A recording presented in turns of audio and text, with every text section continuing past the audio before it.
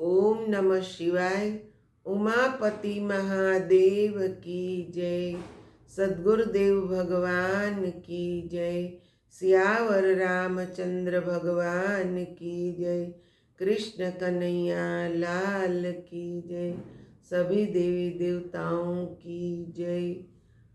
प्रेमी सज्जनों, अब मैं आपके आगे 23वां अध्याय सुनाने जा रही हूँ। अब भी आपने मेरे चैनल को सब्सक्राइब नहीं किया है तो प्लीज़ आप सब्सक्राइब करें और लाइक का बटन भी दबाएं। आप कुछ कमेंट करना चाहते हैं शिव महापुराण के विषय में तो आप कर भी सकते हैं।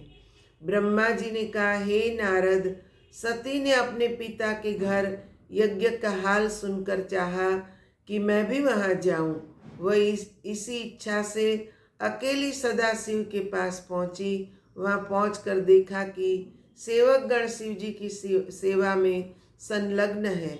वे दिगंबर केवल रुद्राक्ष धारण किए हुए थे। उनके शीश पर जटाएं लटक रही थी, शरीर पर भस्म शोभित थी। शिव का ऐसा स्वरूप देख सती ने उन्हें प्रणाम किया। सती को वहाँ देखकर शिव जी ने बड़े प्रेम के साथ उन्हें बैठा लिया। यद्यपि शिव सब कुछ जानते थे, फिर भी उन्होंने संसारी लीला के निमित्त वहाँ आने का कारण पूछा। अब सती अत्यंत प्रसन्न होकर बोली, हे प्रभु, क्या आपको यह अच्छा नहीं लगा कि दक्ष ने यज्ञ प्रारंभ किया है? मित्रों तथा बांधवों की भेंट महाधर्म है। इसी से अच्छे लोग भले बंधुओं की संगति स्वीकार करते हैं तथा आनंद प्राप्त करते हैं। अस्तु, आप यह उचित है कि वहाँ चलकर यज्ञ को पवित्र करें और मुझे भी अपने साथ ले जाकर मेरी इच्छा की पूर्ति करें। मेरे पिता के यज्ञ में ब्रह्मा विष्णु आदि देवता भी पहुँच गए हैं, परंतु आप वहाँ नहीं गए। शायद यह यज्ञ आपको अच्छा मालूम नहीं हुआ। आप वहाँ न जाने के कारण मुझसे विस्तार पूर्वक कहिए। मैं आपकी दासी हूँ। मेरी हार्दिक इच्छा है कि मैं अपने पिता के घर जाऊँ, इसलिए आप मुझे अपने साथ लेकर वहाँ चलिए। शिव जी ने सती के वचन सुनकर मुस्कुराते हुए कहा, हे सती, तुम्हारे पिता दक्ष ने मुझको यज्ञ का निमंत्रण नहीं भेजा है तथा शत्रुता रखकर मेरा अनादर किया है। तुम ही सोचो, वहाँ केवल तुम्ही को न बुलाकर अन्य सब लड़कियों को बुलाया है। इसका एकमात्र कारण केवल शत्रुता ही है। ऐसे स्थान पर बिना बुलाए जाना कहाँ तक उचित है? यद्यपि धर्मशास्त्र कहता है कि अपने पिता, मित्र, गुरु तथा स्वामी के घर बिना बुलाए भी जाना उचित है, परंतु उनके मन में शत्रुता भी नहीं होनी चाहिए। किसी के घर बिना बुलाए जाना मृत्यु से अधिक तथा अनादर एवं लोक निंदा का कारण होता है।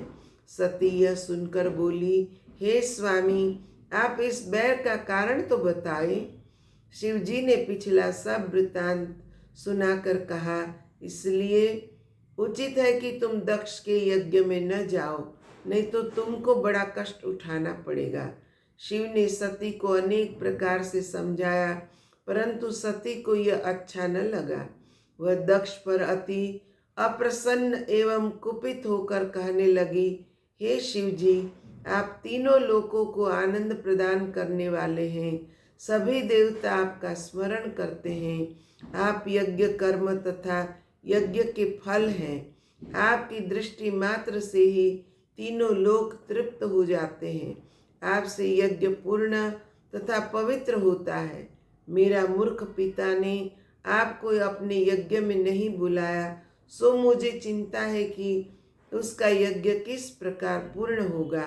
मेरा पिता इस प्रकार क्यों यज्ञ अज्ञानी हो गया, मुझे बड़ी चिंता है। यदि आप मुझे आज्ञा दे तो मैं जाकर उसके शील या दुशील अथवा उसके वैर भाव को देखूं। हे नारद, शिव जी को तो कुछ और ही लीला करनी थी, इसलिए उन्होंने सती के आग्रह को न टालकर उन्हें नंदी पर सवार होकर यज्ञ में जाने की आज्ञा दे दी।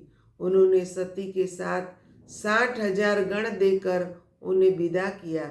अच्छे अच्छे वस्त्र आभूषण दिए, सती का स्वरूप भी अति उत्तम कर दिया। हे नारद, शिव ने ऐसी माया की कि सती बड़ी धूमधाम से चली।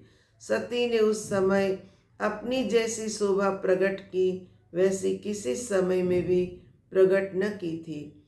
उनके चलने के समय बड़ा शब्द हुआ, कोई गण उछलता कूदता था, अन्य गण भी सबको प्रसन्न तथा आनंदित करते हुए चले। कोई सती का प्रताप वर्णन करता था, कोई शिव की महिमा का गुणगान करता था। इस प्रकार सब अत्यंत प्रसन्न हो अनेक प्रकार की गति से चलते सती की सेवा करते दक्ष के घर जा पहुँचे। अस्तु यहाँ पर 23वां अध्याय पूर्ण होता है। उमापति महादेव की जय। सद्गुरुदेव भगवान की जय। सभी देवी देवताओं की जय।